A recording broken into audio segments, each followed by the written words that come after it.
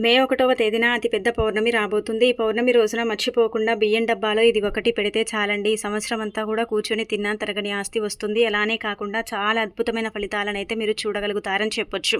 కాబట్టి మర్చిపోకుండా ఏంటంటే మే 1వ తేదీన వచ్చే ఈ పౌర్ణమి రోజు ఖచ్చితంగా అండి మీ ఇంటి బియ్యం డబ్బాలో ఈ ఒక్క వస్తువుని పెట్టండి. ఎందుకు ఇలా పెట్టాలి, అలానే కాకుండా ఎలాంటి నియమాలను పాటించాలో తెలుసుకునే ముందు ఒక చిన్న రిక్వెస్ట్ అండి. వీడియోని పూర్తిగా చూడండి, నచ్చితే లైక్ చేయండి, కొత్తగా చూస్తున్నట్టయితే సబ్స్క్రైబ్ చేసుకోండి. నార్మల్గా ఏంటంటే గనక ఈసారి పౌర్ణమి మనకు 1వ తేదీతో కూడి వస్తుంది. అలానే కాకుండా శుక్రవారంతో వస్తుందండి. చాలా చాలా శక్తివంతమైనది, చాలా పవర్ని కలిగి ఉండే పౌర్ణమి అన్నమాట అండి. కొన్ని వందల సంవత్సరాల తర్వాత ఏర్పడుతుందని మనకు పురాణాలలో చెప్పబడుతుంది. అయితే ఈ రోజున మీరు మర్చిపోకుండా కొన్ని నియమాలు పాటించుకుంటే లక్ష్మీదేవి మీ ఇంట్లో తిష్ట వేసుకుని కూర్చొని మీకు కావలసినంత ఐశ్వర్యాన్ని ఇస్తుంది. అనుగ్రహంతో పాటు మీకు చక్కటి అభివృద్ధిని కూడా ఇస్తుందని చెప్పొచ్చు. చాలా చాలా శక్తివంతమైన పరిహారం కాబట్టి ఇది ఆచరించండి. అయితే శుక్రవారంతో పౌర్ణమి వస్తుంది కాబట్టి ఉదయాన్నే లేచి ఇంటిని వాకిలినంతా కూడా శుభ్రం చేసుకోండి. అలా చేసిన తర్వాత ఇంట్లో పసుపు నీళ్లు చల్లుకొని అనంతరం ఏంటంటే గనక చక్కగండి మీరు గడపలకు పసుపు రాసి కుంకుమతో బొట్టు పెట్టి వాకిట్లో ముగ్గు పెట్టుకొని శుచిగా స్నానం అనేది చేయండి. అయితే పౌర్ణమి రోజున ఏంటంటే గనక గుర్తు పెట్టుకోండి, స్నానం చేసే నీటిలో ఖచ్చితంగా చిటికెడంత పసుపుని వేసుకుని స్నానం చేస్తే మంచిదండి. అలా స్నానం చేసిన తర్వాత ఉతికిన వస్త్రాలు ధరించండి. నల్లటి వస్త్రాలు అయితే అసలు ధరించకండి. నలుపు ఏంటంటే శనికి సంకేతం కాబట్టి అది ధరించకపోవటమే బెటర్ అనమాట. ఉతికిన వస్త్రాలు ధరించి దీపధూప నైవేద్యాలతో పూజ చేసి ఆ తర్వాత ఏంటంటే గనక చక్కగండి బియ్యం డబ్బాలో ఈ వస్తువుని పెట్టండి. మనకు ఎప్పుడు కూడా తిండికి బట్టకు కొరత అనేది ఉండదనమాట. ఎప్పుడు కూడా మనం ఏంటంటే గనకనండి తిండి కోసం అలమటించము. అలానే కాకుండా పూర్వకాలంలో మన పూర్వీకులు కూడా ఇది చేసేవారు. కావున మరి మీరు కూడా చేసుకోవటం వల్ల, మీరు కూడా ఆచరించడం వల్ల మీకు మంచి ఫలితం అయితే ఉంటుందన్నమాట. అంటే చిన్న పరిహారం అనిపించవచ్చు కానీ పెద్దగా ఫలితాలను అయితే మీరే మీ కళ్ళతో చూస్తారు. చాలా చాలా శక్తివంతమైన పరిహారం అనమాట అండి. అందుకే మన ఇంటి బియ్యం డబ్బాలో ఇది పెట్టుకోవాలన్నమాట. బియ్యం ఏంటంటే కనుక ఎప్పుడు కూడా నిండుకుంటాయి. బియ్యానికి ఎప్పుడు మనకు కొరత వస్తూనే ఉంటుంది. అంటే తిండి లేక మనం చాలా ఇబ్బంది పడుతూ ఉంటాము. ఎలాగైనా సరే మనం తిండి కోసమే కదండి, 3 పూటల తిండి కోసమే మనం ఇంత కష్టపడతాం. ఇన్ని అంటే అవమానాలు ఎదుర్కొంటూ ఉంటాం కదా. అలాంటి తిండి కొరత అనేది మనకి ఏర్పడకూడదంటే పౌర్ణమి రోజు ఖచ్చితంగా గుర్తు పెట్టుకొని ఇదైతే మీరు ఏంటంటే కనుక బియ్యం డబ్బాలో పెట్టండి. ఇది పెట్టినప్పటి నుంచి గమనించుకోండి, కావాలంటే ఎలాంటి ఫలితాలు వస్తాయి, ఎలా మీ లైఫ్ అనేది ఉంటుంది, మీకేం జరుగుతుంది అనేదంతా కూడా తెలిసిపోతుంది అనమాట. మీకే అర్థమైపోతుందని చెప్పొచ్చు. కాబట్టి ఖచ్చితంగా మీరు గుర్తు పెట్టుకొని ఇదేంటంటే కనుక బియ్యం డబ్బాలో పెట్టండి. ఆ రోజున ఉదయం కానీ సాయంత్రం కానీ 2 తమలపాకులు తీసుకోండి. 11 రూపాయలు 2 వక్కలు తీసుకొని ఇవన్నీ కూడా వస్త్రంలో పెట్టి మూట కట్టి పెట్టొచ్చు. లేదంటే కనుక నార్మల్గా తమలపాకు మీద పెట్టేసి కూడా పెట్టుకోవచ్చు. ఖచ్చితంగా చిల్లర నాణ్యాలు అంటే ధనం కదండి. ధనం అంటే ఎవరు? లక్ష్మీదేవి. అలానే కాకుండా తమలపాకులు ఏంటంటే కనుక శుభాలను సూచిస్తాయండి. ఆ శుభాలను దూరం చేస్తాయి, మంచి ఫలితాలను ఇస్తాయన్నమాట. తమలపాకులకు అతీత శక్తి ఉంటుంది కాబట్టి తమలపాకులతో చేసుకునే పరిహారాలు పనిచేస్తాయి. వక్కలు కూడా పవిత్రంగానే భావిస్తాం కాబట్టి తమలపాకులు, వక్కలు, ఇంకా ఆ తర్వాత ఏంటంటే 11 రూపాయలు పెట్టేసి ఇంకా వదిలేయండి. అందులో పెట్టిన డబ్బు ఏంటంటే కనుక ఒక 3 రోజులు కానీ 5 రోజులు కానీ 11 రోజులు కానీ 9 రోజులు కానీ పెట్టి ఆ తర్వాత తీసేసి ఆ 11 రూపాయలు చిన్నపిల్లలకి ఏంటంటే కనుక ఇచ్చేయండి. అంటే చిన్నపిల్లలు ఉంటూ ఉంటారు కదండి, మన పూర్వీకులు ఇలాగే చేసేవారు. బియ్యం డబ్బాలో పెట్టిన డబ్బుని తీసేసి చిన్నపిల్లలకు అంటే ఇంట్లో ఉండే పిల్లలు కావచ్చు, లేదంటే బయట ఎవరికైనా సరే ఆ డబ్బు ఏంటంటే కనుక పనిచేయండి. ఇలా పిల్లలు దేవుళ్లతో సమానమని చెబుతూ ఉంటారు కాబట్టి పిల్లలకి డబ్బుని ఇవ్వటం వల్ల ఏంటంటే కనుక అది దైవానికి చేరినట్టు అర్థం అనమాట. మనం ఏంటంటే సంకల్పం చెప్పుకొని పెట్టుకుంటాం కదండి, నెలంతా కూడా బాగుండాలి, సంవత్సరం అంతా కూడా తిండికి బట్టకు కొరత ఏర్పడకూడదని. అలా సంకల్పం చెప్పి పెట్టిన తర్వాత తీసేసి ఏంటంటే కనుక దాన్ని మరలా మనము పిల్లలకి ఇస్తాం కాబట్టి మనకు చక్కటి అభివృద్ధి ఉంటుంది, మనకు ధనం వస్తుంది, ఐశ్వర్యం లభిస్తుంది, అన్ని విధాలుగా కూడా బాగుంటుంది. ఎలాంటి ఇబ్బంది అనేది లేకుండా ఉండటానికి ఉపయోగపడే పరిహారం కాబట్టి ఖచ్చితంగా అండి చేసుకోండి. చేసేసి ఏంటంటే రిజల్ట్ అనేది పొందండి. ఆ తర్వాత ఇప్పుడు చెప్పే విధంగా ఏంటంటే కనుక గుర్తుపెట్టుకోండి, ఈ యొక్క కలబంద మొక్క పరిహారం చేయండి. అయితే ఈ యొక్క పరిహారం చేయటం వల్ల కూడా మీకు మంచి జరుగుతుంది. కాబట్టి మన ఇంట్లోనే ఉందనుకోండి, మీరు ఏంటంటే కనుక ఒక చెంబడి నీటిని సమర్పించి వేళ్లతో సహా పీకి ఇంటికి తెచ్చుకోండి. మా ఇంట్లో కలబంద మొక్క లేదండి అంటే మన చుట్టుపక్కల ఉంటూ ఉంటాయి కదండి కలబంద మొక్కలు. అంటే చాలా మంది కూడా కుండీలో పెంచుకుంటారు, కొంతమంది ఏంటంటే నేల మీదనే మనకు చుట్టుపక్కల కనిపిస్తూనే ఉంటాయి. చాలా ఉంటాయి మన పల్లెల్లో కలబంద మొక్కలు. కాబట్టి కలబంద మొక్క దగ్గరికి వెళ్ళేసి నమస్కారం చేసుకోండి. ఎందుకంటే కలబంద మొక్క పచ్చని వృక్షం. అలానే కాకుండా దైవనుగ్రహం ఉంటుంది. 3 రమ్మలు కొలువు తీరుతారు. సరస్వతీదేవి, పార్వతీదేవి, లక్ష్మీదేవి కలబంద మొక్కలో నివసిస్తూ ఉంటారనమాట. అందుకే 3 రమ్మల స్వరూపమే కలబంద మొక్క అంటారు. కాబట్టి వేళ్లతో సహా నమస్కారం చేసుకుని పీకి ఇంటికి తెచ్చుకున్న తర్వాత దాన్ని క్లీన్ చేసుకోండి. అంటే క్లీన్ చేయటం అంటే ఏమీ లేదండి, గుర్తుపెట్టుకోండి, నార్మల్గా నీళ్లు చల్లండి. ఈ కొంచెం అంటే ఒక చెంబడి నీటిని తీసుకొని అందులో చిటికెడు పసుపుని వేసి దాని మీద ఆ నీళ్ళన్నీ కూడా చల్లితే ఏదైనా ఏదైనా చెడు ప్రభావం ఉంటే, అంటే ఉండదు మ్యాక్సిమం అయితే, దాని మీద ఉండే దుమ్ము ధూళి ఏదైనా నెగిటివ్ ఎనర్జీ అంటే అలా ఉంటుంది కదా, అది తొలగిపోవటానికి అవకాశం ఉంటుంది. అలా చల్లితే ఏంటంటే కనుక ఆ యొక్క మొక్క ఉంటుంది కదా, అది ఇంకా శక్తివంతంగా మారుతుంది, అది ఇంకా పవర్ఫుల్గా మారుతుంది అనమాట. అలా మారిన తర్వాత ఏంటంటే ఆ కలబంద మొక్క నీళ్ళన్నీ కూడా పోయిన తర్వాత చక్కగా మొత్తం అంటే నీళ్ళు ఇంకా ఆరిపోతాయి కదండి. ఆ తర్వాత కలబంద మొక్కని తీసుకొని మీరు కావాలంటే పసుపు రాసి కుంకుమతో బొట్టు పెట్టొచ్చు. మేము పెట్టలేమండి. నార్మల్గా ఏంటంటే కనుక కలబంద మొక్కని తీసుకొని ఇంకా మీరు తలకిందులుగా వేలాడదీయండి అంతే. మీ ఇంటికి ఇంకా మీరు చేయాల్సింది పెద్దగా ఏమీ లేదు. ఇక్కడ గుర్తు పెట్టుకోండి, మనం ఏంటంటే దిష్టి కోసం గుమ్మడికాయ కడతాం, కొబ్బరికాయలు కట్టుకుంటాం, అన్నీ చేస్తాం కదా.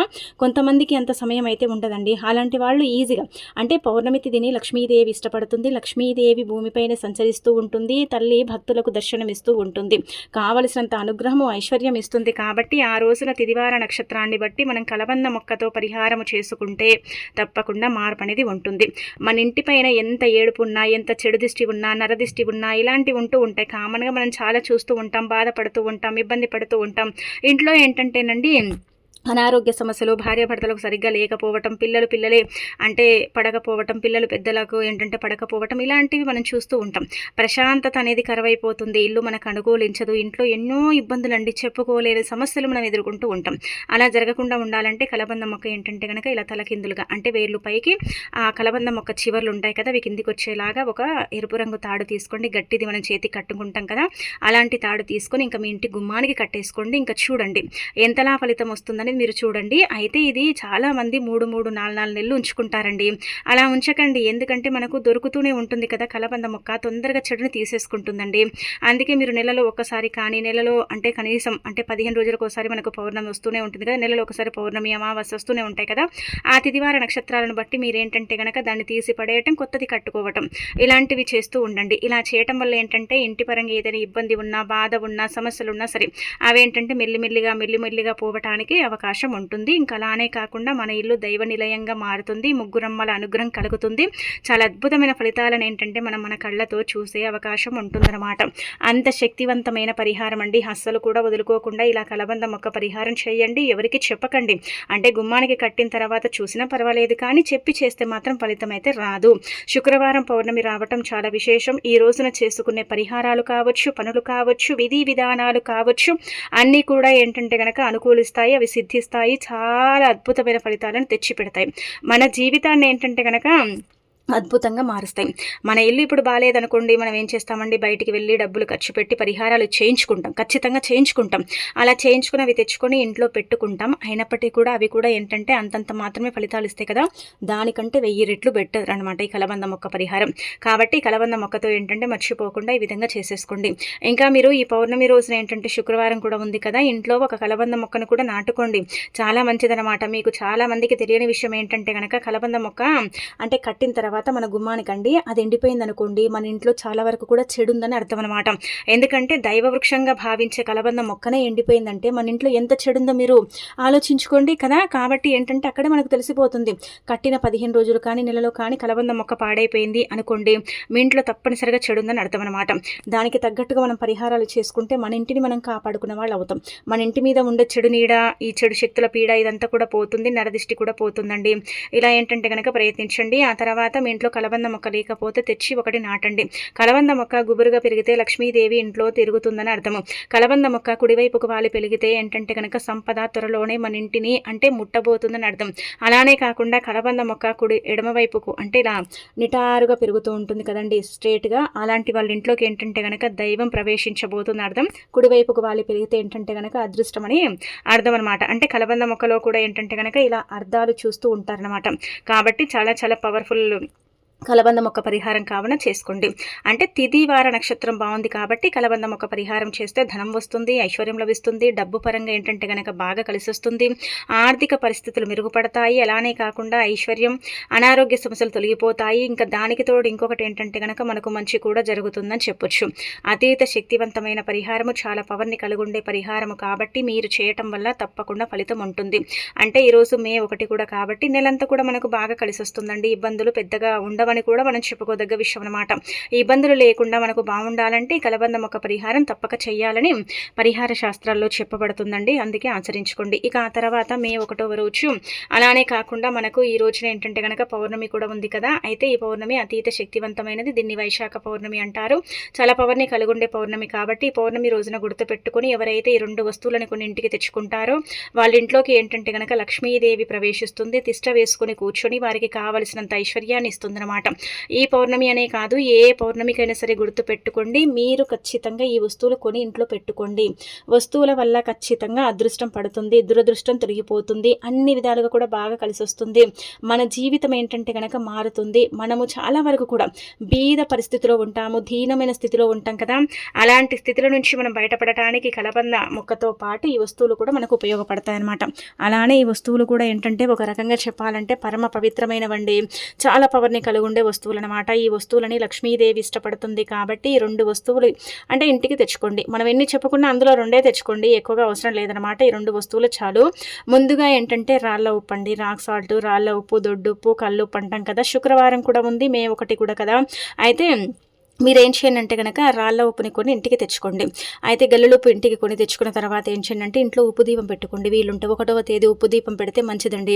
నెలంతా కూడా ఏంటంటే కనుక ఇబ్బంది లేకుండా, బాధ లేకుండా చక్కగా ఉండటానికి, చాలా అద్భుతమైన ఫలితాలు రావటానికి, కోరికలు తీరటానికి, కుబేరులాగా మారటానికి, అలానే కాకుండా లక్ష్మీదేవి అనుగ్రహానికి పాత్రలు కావటానికి కూడా ఈ పరిహారం అనేది పనిచేస్తుంది. కాబట్టి ఉప్పు దీపం పెట్టండి. ఇంకా తర్వాత ఉప్పుతో అనేక రకాల పరిహారాలు చేసుకోవచ్చు. కానీ ఉప్పు ప్యాకెట్ 10 రూపాయలు పెట్టి మాత్రం ఖచ్చితంగా ఉప్పు ప్యాకెట్ అయితే ఇంటికి తెచ్చుకొని పూజ గదిలో పెట్టి పూజించి ఆ తర్వాత ఏంటంటే దాన్ని మీరు అంటే పరిహారంగా కూడా ఉపయోగించుకోవచ్చు. లేదంటే కనుక నార్మల్గా దిష్టి కోసం వంటల్లో కూడా వాడుకోవచ్చు. అది మీ ఇష్టం అనమాట. ఇంకా కాబట్టి ఉప్పు అయితే తెచ్చుకోండి. ఉప్పు అప్పుని తీరుస్తుందండి. ఉప్పు ధనాన్ని రప్పిస్తుంది. ఉప్పు 4 దిక్కుల నుంచి కూడా ఏంటంటే కనుక ధనం వచ్చేలాగా చేస్తుంది. ధనద్వారాలను తెరిపించడంతో పాటు ఏంటంటే కనుక డబ్బు లేక మనం కొన్నిసార్లు నరకం చూస్తాము. ధనద్వారాలు మూసుకుపోతూ ఉంటాయి కదా. అలాంటి వాళ్లకు కూడా ఏంటంటే కనుక డబ్బు రావటానికైతే అవకాశం ఉంటుంది. కాబట్టి ఉప్పుని కొనండి. రెండోది వచ్చేసి ఏంటంటే పసుపు కొనండి. పసుపు మంగళకరమైనది, శుభకరమైనది, శుభాలను సూచిస్తుంది, అశుభాలను దూరం చేస్తుంది, అద్భుతమైన ఫలితాలను తెచ్చేసి ఇంట్లో శుభకార్యాలు జరిగేలాగా కూడా చేస్తుంది. పసుపు దైవానికి అంకితం చేయబడుతుంది కాబట్టి దేవతల యొక్క అనుగ్రహం కూడా కలుగుతుంది. పసుపు ఏంటంటే కనుక పవిత్రతను కలుగుంటుంది. కావున ఏంటంటే పసుపుని ఇంటికి తెచ్చుకుంటే మనకు మంచి చేకూరుతుందని చెప్పొచ్చు. అందుకే చిన్న పసుపు పొట్లం ఏంటంటే ఇంటికి తెచ్చుకోండి. పసుపు అన్ని విధాలుగా కూడా అండి శ్రేయస్కరం అని చెప్పొచ్చు. ఆ పసుపుని శుక్రవారమే తెచ్చుకోవచ్చు, లేదంటే ఒక రోజు ముందు తెచ్చుకొని పూజ గదిలో పెట్టి పూజించి ఆ తర్వాత ఏంటంటే కనుక వంటల్లో ఉపయోగించుకోవచ్చు. ఆ పసుపు ఏంటంటే గుమ్మాలకు రాసుకోవచ్చు. అలానే కాకుండా స్నానం చేసే నీటిలో చిటికెడంత పసుపుని వేసుకొని కూడా చేసుకోవచ్చు. ఈ విధంగా ఏంటంటే కనుక పసుపుని అయితే కొనండి. అనంతరం వచ్చేసి చీపురు కొనండి. చీపురు కొంటే మంచిది. చీపురు కొనటం వల్ల ఏంటంటే కనుక లక్ష్మీదేవి అనుగ్రహం తొందరగా కలుగుతుంది. ఆ తల్లి అనుగ్రహానికి మనం పాత్రలు అవుతాము. అలానే కాకుండా చీపురు ఇంటికి కొని తెచ్చుకుంటే ఏంటంటే మన ఇంట్లో ఆనందం వెళ్లి విరుస్తుంది, మనకు ఐశ్వర్యం లభిస్తుంది అనమాట. చీపురు ఏంటంటే కొనడం వల్ల మంచిదండి. అయితే ఈ రోజు మీరు కొత్త చీపురు కొన్నారని పాత చీపురు తీసి పడేయకూడదు. అలా పడేస్తే ఇంట్లో నుంచి లక్ష్మీదేవి శాశ్వతంగా వెళ్ళిపోతుంది. ఎన్ని ప్రయత్నాలు ఎన్ని చేసినా కానీ ఆ తల్లి ఇంట్లోకి రాదు. కాబట్టి కొత్తది కొన్నప్పటికి కూడా మీరు ఏంటంటే గుర్తుపెట్టుకోండి, పాతదైతే శుక్రవారం పడేయకూడదు, ఇంట్లో నుంచి పడేయకూడదు అనమాట. అందుకే పడేయకండి. ఇక ఆ తర్వాత ఇంకొకటి వచ్చేసి ధనియాలు. అంటే ధనియాల గురించి మనందరికీ తెలిసిందే కదా. ధనియాలు బంగారంతో సమానమని పురాణాలలో చెప్పబడుతుంది. అందుకే ధనియాలు కొంటే ఏంటంటే గనక మన జీవితం మారిపోతుంది, మనకు బంగారు యోగం కలుగుతుంది. అంటే ధనానికి ఆది దేవత లక్ష్మీదేవికి ధనియాలంటే చాలా ప్రీతి అని పరిహార శాస్త్రంలో చెప్పబడుతుంది. అందుకే చాలా మంది కూడా పౌర్ణమి తిథి రోజున ధనియాలు కొని ఇంటికి తెచ్చుకుంటారు. అలా తెచ్చుకొని ఏంటంటే వాటితో విధి విధానాలు 1 స్పూన్ ధనియాలు తీసుకుని చేతిలో పట్టుకొని మీకేంటంటే కనుక మంచి ఫలితాలు రావాలి, జీవితం మారాలి అని తల చుట్టూ 7 సార్లు తిప్పి ఆ ధనియాలను ఏంటంటే కనుక రావి చెట్టు మొదట్లో పడేస్తే చాలు, ఖచ్చితంగా మీ జీవితం మారుతుంది. దరిద్రుడు కూడా ధనవంతుడిలాగా మారుతాడు. అదృష్టమే అదృష్టం అని చెప్పొచ్చు. అంత చక్కగా ఉంటుంది. కాబట్టి వీలుంటే ధనియాలు కొని ఈ పరిహారం చేసుకోండి. అయితే ఇక్కడ మనం 4 వస్తువులు చెప్పుకున్నాం కదా. ఇందులో నుంచి 2 మీకు నచ్చినవి తెచ్చేసుకోండి. అలా తెచ్చుకొని ఏంటంటే కనుక ఫలితం పొందండి. కానీ ఖచ్చితంగా వస్తువులు అయితే తెచ్చుకోండి. చిన్న చిన్నవే కదండి. మనం పెద్దగా ఏంటంటే కనుక డబ్బుని ఖర్చు పెట్టాం కదా. పెద్ద పెద్ద వస్తువులైతే తెచ్చుకోం కాబట్టి చిన్న చిన్నవే కావున ఈ చిన్న వస్తువులైతే ఇక పౌర్ణమి రోజున మర్చిపోకుండా వేప చెట్టుని తాకితే చాలా మంచిదండి. వేప చెట్టుని తాకటం వల్ల అష్టదరిద్రాలు పోయి అష్టైశ్వర్యాలు సిద్ధిస్తాయి. అనేక రకాల సమస్యల నుంచి మనం బయటపడతాము. 4 దిక్కుల నుంచి డబ్బు దూసుకొస్తుంది. ఎవరైతే ఈ రోజున వేప చెట్టుని తాకుతారో అలాంటి వాళ్ళ యొక్క జీవితం పూర్తిగా మారిపోతుంది. కాబట్టి పౌర్ణమి రోజున మర్చిపోకుండా ఇంట్లో పూజ అయిపోయిన తర్వాత దగ్గరలో ఉండే వేప చెట్టు దగ్గరికి వెళ్ళి ఒక చెంబడి నీటిని సమర్పించండి. అలా సమర్పించిన తర్వాత వేప చెట్టు దగ్గరికి వెళ్ళి 2 చేతులతో వేప చెట్టుని తాకి ఆ తర్వాత ఏంటంటే గనక నమస్కారం చేసుకుని కాసేపు అక్కడ వీలుంటే కూర్చొని ఇంకా మీరు ఏంటంటే గనక మీ మనసులో ఉండే బాధలు అంటే వేప చెట్టు ఏంటంటే గనక పాజిటివ్ ఎనర్జీని ఇస్తుంది, నెగిటివిటీని దూరం చేస్తుందన్నమాట. వేప చెట్టు అతీత పవిత్రమైన చెట్టుగా భావిస్తారు కాబట్టి వేప చెట్టు దగ్గర చేసుకునే పరిహారాలన్నీ కూడా అనుకూలించి నెలంతా కూడా లక్ష్మీదేవి అనుగ్రహం కలిగి సకల సంపదలు చేకూరుతాయని పురాణ గ్రంథాల్లో చెప్పడం జరుగుతుంది. కాబట్టి తప్పకుండా ఈరోజు వేప చెట్టునైతే తాకి అలానే లక్ష్మీదేవి అనుగ్రహానికి పాత్రలు కండి. ఇక అయితే ఆ తర్వాత ఏంటంటే గనక ఈ రోజు మనకు శుక్రవారంతో పౌర్ణమి వచ్చింది కదండి. చాలా చాలా శక్తివంతమైనదనమాట. ప్రతి ఒక్కరు కూడా ఏమనుకుంటారండి, మాకు డబ్బు కావాలండి, నెలంతా కూడా బాగుండాలి, ఇబ్బందులు ఉండకూడదు, బాధలు అనేవి రాకూడదు అనుకుంటారు కదా. అలాంటి వాళ్ళు ఏంటంటే 2 పూటల దీపం పెట్టండి. ఉదయం సాయంత్రం దీపం పెడితే మంచిదండి. అలా దీపం పెట్టడం వల్ల ఏంటంటే గనక ధనలక్ష్మి ఇంట్లో తిష్ట వేసుకుని కూర్చొని నెలంతా కూడా మనకు బాగా కలిసి వచ్చేలాగా చేస్తుందన్నమాట. ఇక అలానే కాకుండా ఇంకొకటి ఏంటంటే ఈరోజు ఉప్పు, చింతపండు, అలానే కాకుండా కారము, పాలు, పెరుగు ఎవరికి దానం ఇవ్వకూడదు, ఎవరితో తీసుకోకూడదు అనమాట. ఇంకా ఆ తర్వాత డబ్బుని ఎవరికి ఇవ్వకండి, లక్ష్మీదేవి ఇంట్లో నుంచి వెళ్ళిపోతుంది. 1వ తేదీ కాబట్టి ఏంటంటే గనక గుర్తుపెట్టుకుని చక్కగా లక్ష్మీదేవి పటం ముందు ఒక 5 యాలకులు పెట్టి నిష్ట నియమాలతో పూజించి ఆ తర్వాత అందులో నుంచి 2 యాలకులు తీసుకొని మీరు జేబులో పర్సుల్లో పెట్టుకోవచ్చు. లేదంటే గనక మీకు ఇలా కుదరడం అంటే ఇలా చేయడం కుదరదనకపోతే మీరు ఏం చేయండి అంటే ఒక తెల్లని కాగితం తీసుకొని ఈ నెంబర్ని రాసేసి మీ దగ్గర పెట్టుకోండి. 88855522 అని రాసేసి మీ దగ్గర పెట్టుకున్న డబ్బు వస్తుంది, ఐశ్వర్యం కలుగుతుంది, నెలంతా కూడా చక్కగా ఉంటుంది, ఎలాంటి ఇబ్బంది ఉండదనమాట.